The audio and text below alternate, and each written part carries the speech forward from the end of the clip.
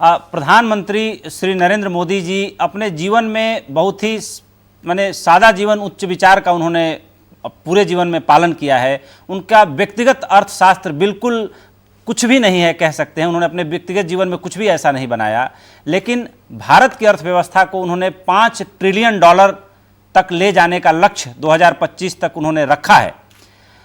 जाहिर सी बात है कि भारत दुनिया की 5वीं बड़ी अर्थव्यवस्था बन के उभरा है और भारत उनके नेतृत्व में बहुत प्रासंगिक भी बना है।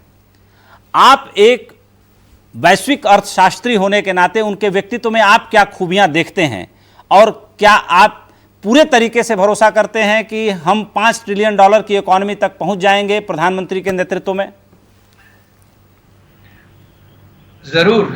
जो हमने जुलाई 2019 में जो आर्थिक सर्वे, इकोनॉमिक सर्वे जो प्रस्तुत किया था, उसमें हमने साफ रणनीति दिखाई थी, जिससे कि निवेश पे ध्यान देके, निवेश के कारण जो है निर्यात बढ़ता है, निवेश के कारण जो रोजगार भी बनती है।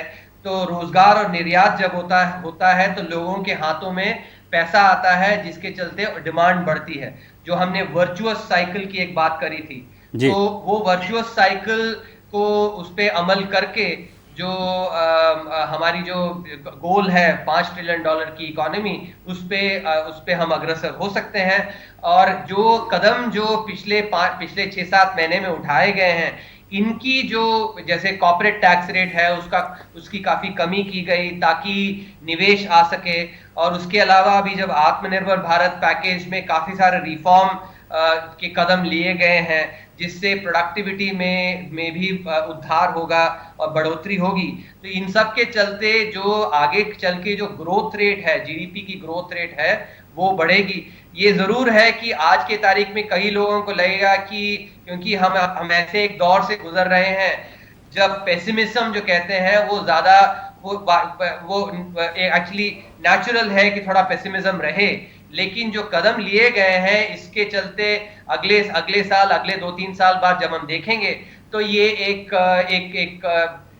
जो जैसे कहते हैं खराब सपना, छोटा सा एक खराब सपना ही रह जाएगा। बिल्कुल, लेकिन एक मेरा सवाल का उत्तर आपने नहीं दिया। आप प्रधानमंत्री जी में कितनी खूबियां और विशेषताएं देखते हैं? सबसे ज्यादा तो मैं उनकी मुझे जो सबसे ज्यादा अच्छी लगती है, कितनी डेडिकेशन है उनकी। वो देश के लिए काफी डेडिकेटेड है। और मैंने अभी इतने काफी लोगों के साथ सीनियर्स में देश यहाँ पे और विदेश में भी काम किया है जी। सबसे ज्यादा मुझे जो पसंद आता है, इतने अच्छे लिसनर हैं। मतलब उनसे जाइए, यदि आप बोल रहे हैं तो कभी वो टोकते नहीं है, पूरी तरह सुनते हैं।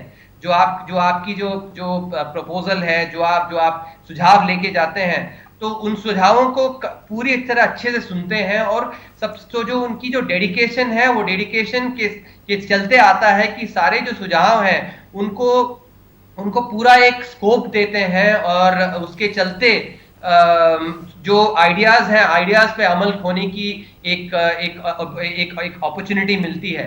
तो यहाँ मुझे ये लगता है कि इनकी जो सबसे अच्छी क्वालिटी है वो ये है कि वो अपने लिए नहीं सोचते, देश के लिए सोचते हैं।